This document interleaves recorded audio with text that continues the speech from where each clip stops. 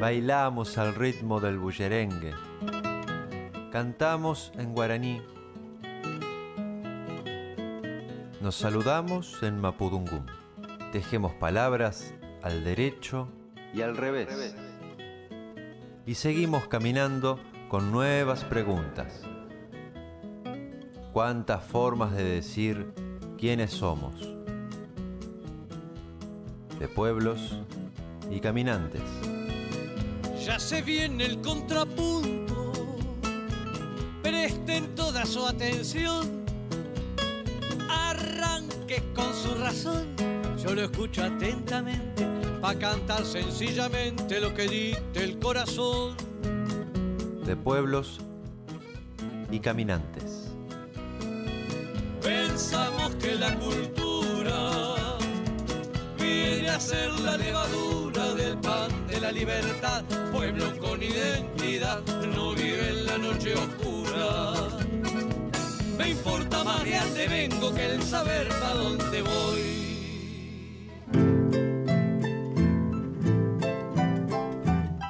Umiñe hata oñejenducaba. Voces que se hacen escuchar con fuerza.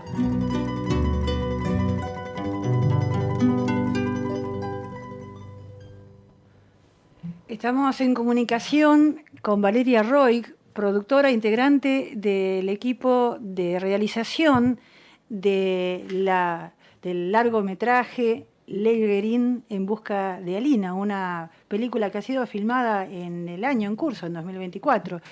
Te agradecemos mucho, Valeria, y nos vas a abrir una puerta más en este programa de hoy, porque mucho tenemos por conocer y por poner en valor. Bienvenida. Bueno, muchas gracias. Gracias por llamarme y por la posibilidad de hablar de Leguerín en busca de Alina, este documental que hemos realizado con la dirección de María Laura Vázquez y también de Ercín Cerebán, allá en Rojava. En Rojava es la ciudad de Kurdistán en donde fue el eje, ¿no? Sede de la filmación en aquellas tierras. Exacto. También Camillo y otros lugares allá que aparecen en el documental. Y bueno, lo interesante de hacer esta película tiene que ver con que la hicimos desde los dos países, digamos, ¿no? O sea, se realizó gran parte de la película en Argentina y otra parte de la película se realizó allá por el equipo kurdo, que también estuvo integrado por un argentino que viajó allá como fotoperiodista, Mauricio Bustamante, y que colaboró en el rodaje con las compañeras de Kurdistán. Él sí pudo ir a toda esta zona a conocer y bueno, y también formó parte del documental de esta manera. Para ubicarnos, porque tenemos que dar cuenta de que somos ignorantes respecto a esta región del Asia Menor, que Kurdistán está ubicado entre Siria, Armenia y Irán, ¿no? Y el Kurdistán es un pueblo que ellos se consideran Turquía. Un pueblo originario de Medio Oriente, claro. ¿Cierto? Está toda la región que se llama Kurdistán, está dentro de lo que son hoy Turquía, Siria, Irán e Irak. ¿Sí? En esos 4 países, a lo largo de esos 4 países está la comunidad kurda, que tiene una población de unos 45 millones de habitantes, de los cuales 25 millones viven en Turquía, o sea, digamos que el Kurdistán turco es el más grande, claro. ¿Sí? Y en Siria, bueno, otro tanto, y en Irak y en Irán otro tanto, digamos, en cada uno de esos países. Lo que pasa que en Siria, bueno, como sabemos, o bueno, creo que muchos saben, entró en guerra hace mucho tiempo. El Estado sirio perdió el control del norte de su país, que es la zona de Kurdistán, a causa de la guerra con ISIS. Claro. Y lo que sucedió fue que los kurdos se pudieron organizar para justamente, bueno, resistir a la invasión del ISIS, que fue terrible, ¿no? Pavorosa, por otra parte, eso. Sí, la historia y a partir de ahí es que empiezan en esa zona donde los kurdos pueden por primera vez de alguna manera autogobernarse, ¿sí? Bueno, empiezan a establecer las bases de lo que se llama confederalismo democrático, que es la propuesta de Öcalan Öcalan, que bueno, que está preso en Turquía hace muchos años también. Porque los kurdos, a diferencia de Palestina, digamos, no luchan por tener un Estado-nación propio, claro. ¿sí? Ellos lo que piensan es que, bueno, lo que deben hacer es vivir en armonía con los pueblos con los que viven, históricamente, por otra parte, ¿no? Vivir en diversidad cultural y también religiosa, y con una premisa muy, muy importante, que fue lo que de alguna manera cautivó a Lina Sánchez mucho, que tiene que ver con la liberación de las mujeres, teniendo como eje de la libertad a la libertad de las mujeres. Uh-huh. Que esto en Medio Oriente es algo, bueno, poco común, ¿cierto? Claro, que la organización de las mujeres y las mujeres en lucha es romper seguramente mucho la tradición histórica, ¿no? de estos pueblos. Pero ¿cómo llegan? Sí. Sí. Del Islam, sobre todo, ¿no? Ajá, ¿Cómo llegó el Ejerim? Bueno, ¿cómo llegamos nosotros o ¿Por cómo llegó qué, Alina? ¿por qué el nombre? ¿Por qué En busca de Alina? ¿Por qué el título del largometraje? Ya nos abriste todo un panorama, te agradecemos muchísimo, de la situación sociopolítica de un pueblo que tiene tanta diversidad, además, ¿no? Sí. ¿Y por qué el título Leguerín En busca de Alina?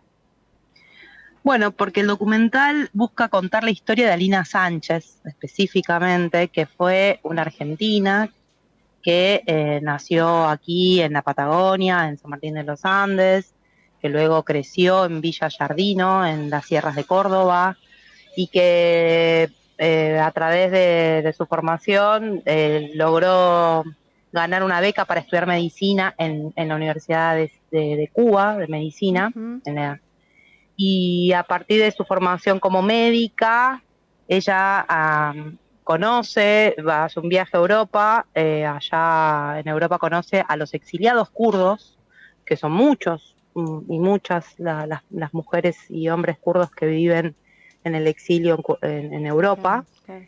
Y a partir de ahí ella llega entonces a Rojava, a este lugar del que estábamos hablando, en pleno momento en que, bueno, justamente ellos habían logrado derrotar a ISIS, ¿sí?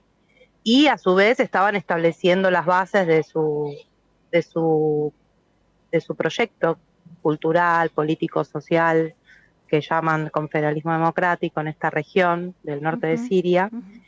Y ella, bueno, queda muy asombrada del trabajo que estaban haciendo, de la manera que tenían de trabajar con las mujeres propiamente, cómo se habían organizado, por qué se organizaban de la manera que se organizaban las mujeres en esa región del mundo. Y bueno, y quiso sumarse a este trabajo, y por supuesto que se suma a partir específicamente del tema de la salud. Había una necesidad muy grande en esa región, en esa zona y en ese tiempo, cuando ella llega, de justamente establecer un mejor sistema de salud público, ¿no? Y nuevo. Entonces ella, junto con otros médicos del lugar y de otros lugares del mundo que se habían acercado también, participó en la creación de distintos espacios de salud pública en este lugar del mundo, con una perspectiva de género. Claro, sí, obviamente, claro, que esto es lo fundamental. Sí. Entonces, nuestro documental busca dar cuenta de esto, de cómo una argentina, y bueno, que estudia medicina, decide, claro, dar su vida realmente a una causa muy lejana, ¿no? Como internacionalista, en una región, bueno, como decimos, recién empezábamos por ahí, ¿no? Una región desconocida para muchos de nosotros, pero que a la vez da cuenta de la posibilidad quizás de buscar una manera nueva de pensar la vida de la humanidad. Sí. Nada menos. Y esa justamente su compromiso y su ideal ha sido lo que generó su muerte, ¿no? Porque no se declara como tal, pero aparece como un ataque, ¿no? Como un asesinato. Bueno, Al automóvil donde ella estaba. fallece. Ajá. Ella fallece lamentablemente cuando venía, en realidad volvía de atender heridos de guerra, cuando es la invasión de Afrin, que es otra de las ciudades, porque bueno, esta zona, lamentablemente en este momento, y hace ya bastante tiempo, en el momento que ella fallece en 2018, Claro. en marzo de 2018, es invadida por Turquía. Y bueno, y lamentablemente todavía hoy Turquía está permanentemente sobre ataque de toda esta región, porque justamente el gobierno turco no considera que esta posibilidad digamos, de gobierno que establecieron los kurdos en el norte de Siria esté bien para ellos, digamos. O sea, hay una cuestión ahí política muy difícil, donde y han invadido una región que tampoco pertenece a Turquía, pertenece a Siria en realidad. Pero los intereses en ese territorio son económicos, evidentemente, ¿no? Son económicos y para Turquía en realidad son políticos. Ajá. Son políticos porque, como yo decía antes, el gobierno, los kurdos en Turquía son son una minoría muy grande. O sea, Turquía tiene 80 millones de habitantes y 25 millones son kurdos. Pero viven bajo la opresión absoluta porque no pueden hablar su lengua, no pueden, dentro de lo que es Turquía, no pueden tampoco, vivir con sus reglas culturales, ni hacer sus fiestas. ¿Sí? Es como si acá hoy, en el siglo XXI, dijésemos que los pueblos originarios no pueden hablar su lengua, no pueden hacer sus fiestas de la Pachamama y estas cosas, ¿no? Es como si hoy el Estado argentino, que igual, salvando las distancias y haciendo una comparación bastante poco seria, si querés, en un punto, pero lo que quiero decir es porque hay muchos derechos de los pueblos originarios de nuestro país que no se respetan, pero es como si tampoco le respetáramos, por ejemplo, la posibilidad de hablar o mapudungum o quechua, ¿cierto? Y si no le respetáramos tampoco la posibilidad de, no sé, hacer sus fiestas. Sí, en algunos lugares privados está ocurriendo esa prohibición, en algunos lugares privados de la Argentina. Pero esto nos lleva a otro aspecto muy valioso en las decisiones de Alina Sánchez, que es que ella también era antropóloga, o estudió antropología. Ella empezó estudiando antropología y como por eso hago todo el tiempo esta comparación con los pueblos originarios nuestros, porque tiene que ver, por un lado, con Alina, y por otro lado, con algo que en estos años hemos aprendido conociendo al pueblo kurdo y a integrantes del Kurdistán aquí mismo en Argentina, que nos han explicado que ellos se consideran como los pueblos originarios nuestros. O sea, ellos hacen esa comparativa porque, también son un pueblo milenario de más de 5.000 años de existencia, ¿sí? Los kurdos. En la zona de Medio Oriente y justamente lo que el Estado turco desde comienzos del siglo XX no les permite es expresarse como pueblo, o sea, vivir su cultura, como vivir sus tradiciones, vivir su cultura. Como nación sin Estado, como una nación originaria. Sí, o sea, con el respeto que deberían tener, como cualquier otra, o sea, los turcos tampoco tuvieron ningún respeto con los armenios, ¿no? Estamos de acuerdo que hicieron un genocidio pavoroso. Exacto, así como no respetaron a los armenios, no han respetado y siguen sin respetar a los kurdos. De alguna manera ellos, a fines del siglo XX ya, y antes de que caiga la Unión Soviética, los propios kurdos empiezan a pensar otras maneras, porque el problema palestino, como sabemos también, existe hace mucho tiempo en Medio Oriente, ¿cierto? Ya a esta altura, ya hace muchos años que sucede.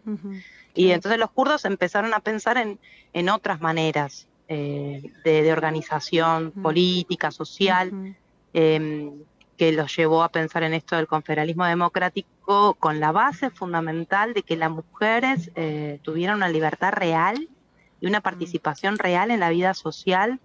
Y eso en Medio Oriente, vuelvo a decir, es algo muy, pero muy, muy fuerte.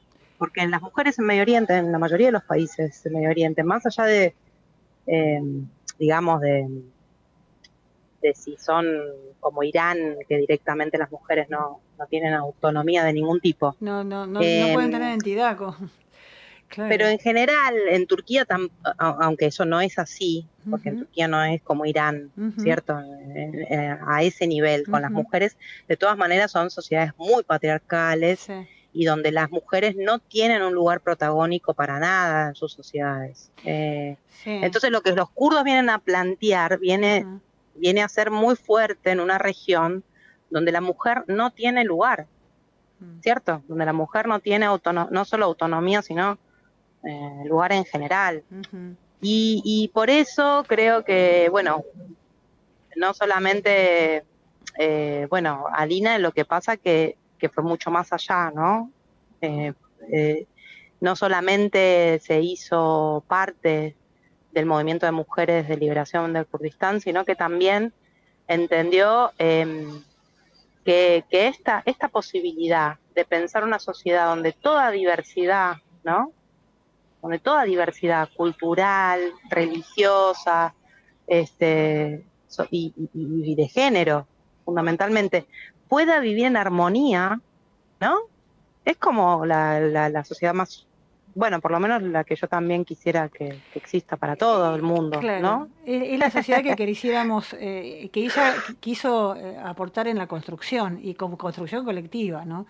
Y en ese caso, exacto, claro, por un lado nos interesa especialmente esta identificación, esta necesidad que ella tuvo de sumarse al movimiento de mujeres desde el ser mujer, pero al mismo tiempo cómo ella se involucra con un proyecto que es original, como es el de crear centros de salud en el campo mismo de batalla, ¿no? Donde están ocurriendo las luchas, y todo lo que supuso eso por su capacidad, ¿no? Todo el conocimiento que puso en juego. Exacto. Exacto. O sea que cuando ustedes eligen el nombre, el título del largometraje, con el nombre de Combate de Alina Sánchez, ella en realidad es un símbolo de la búsqueda de la verdad, de la igualdad, de la dignidad, ¿no? En busca de Alina. Exacto, porque el ejerín en sí mismo, sí, en kurdo significa búsqueda, claro, además. Ajá. Y nosotros en la película lo que nos planteamos es, por un lado, dar cuenta del nombre que ella adoptó allá, como vos bien decís, pero también de su propia búsqueda, porque ella, a su vez, me parece que en la película queda claro que fue una joven que siempre quiso buscar la manera, ¿no?, de que exista un mundo mejor para todos, no solamente en Kurdistán sí, específicamente, sino que ella, creo que queda claro que gran parte de su legado, además de todo esto que venimos a aprender gracias a su viaje, gracias a su entrega, a toda esta lucha que desarrolla el pueblo kurdo, es también esto, ¿no?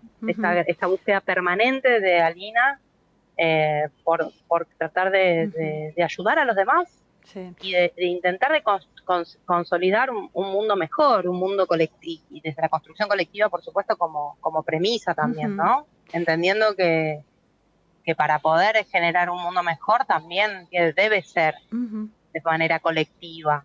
Valeria. Entonces, bueno, ha sido un aprendizaje muy grande poder, sí, aprender sobre su vida, y creo que el documental le da la posibilidad a mucha más gente quizás de sumergirse en ese viaje, ¿no? En la posibilidad de conocer a una joven con convicciones muy, muy, muy fuertes en esta posibilidad de pensar un mundo mejor.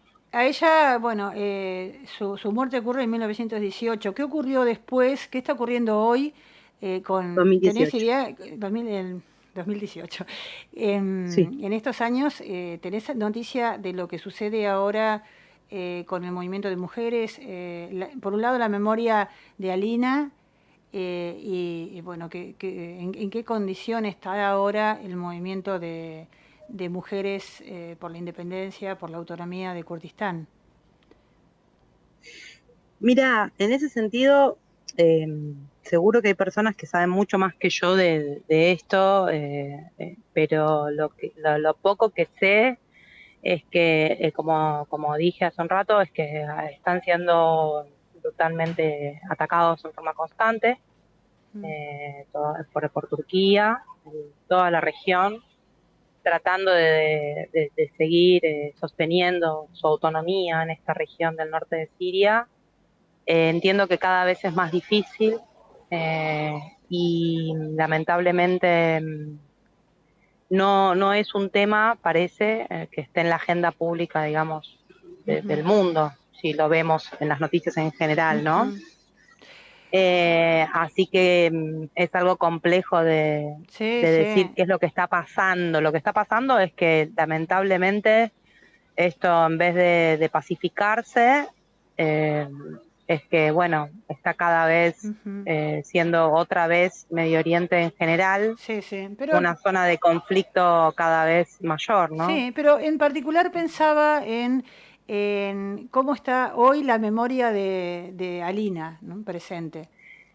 En ese sentido, lo que sabemos es que ella está presente en todo el pueblo en forma constante.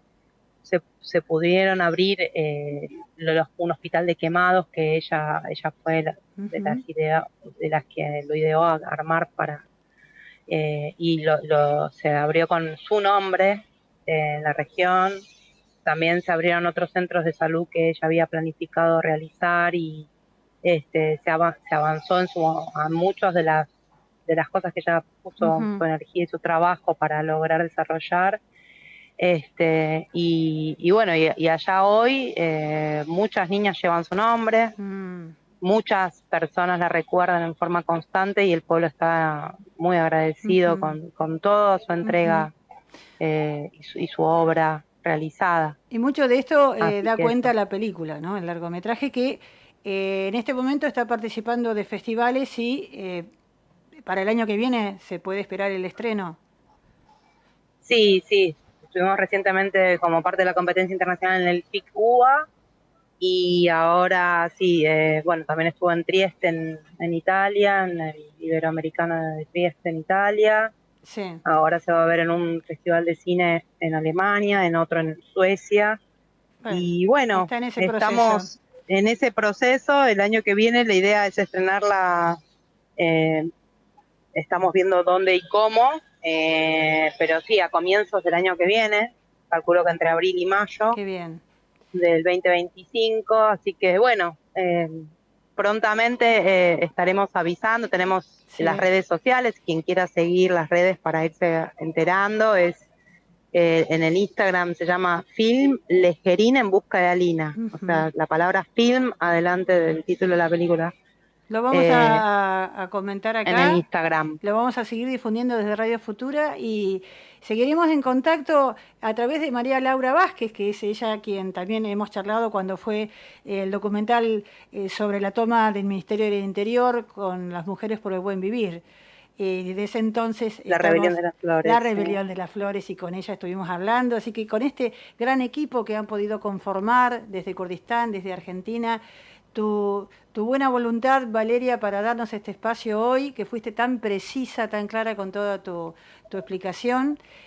Vamos a difundir esta noticia acá por Radio Futura prontamente, seguramente ya la semana que viene tendremos publicada esta entrevista que la verdad que nos has informado mucho y muy bien. Te agradecemos mucho, mucho, mucho y hasta cualquier momento. Mucha suerte en este periodo de festivales, de presentaciones.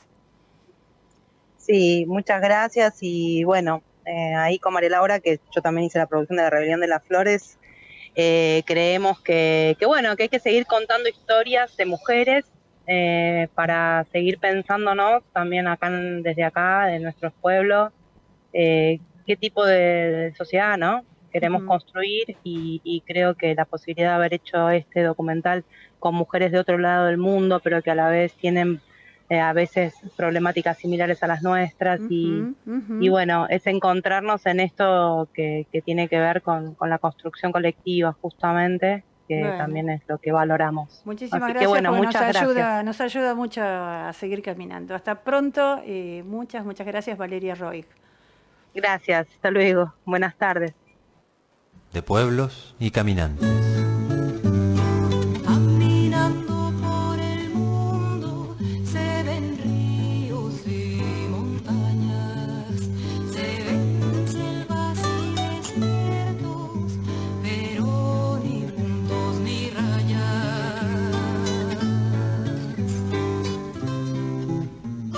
Nos volveremos a encontrar la próxima semana en esto que es De pueblos y caminantes.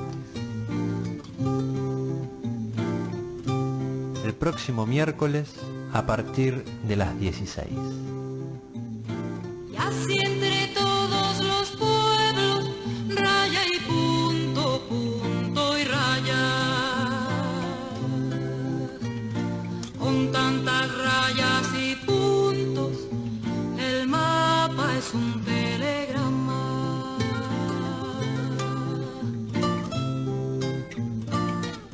De pueblos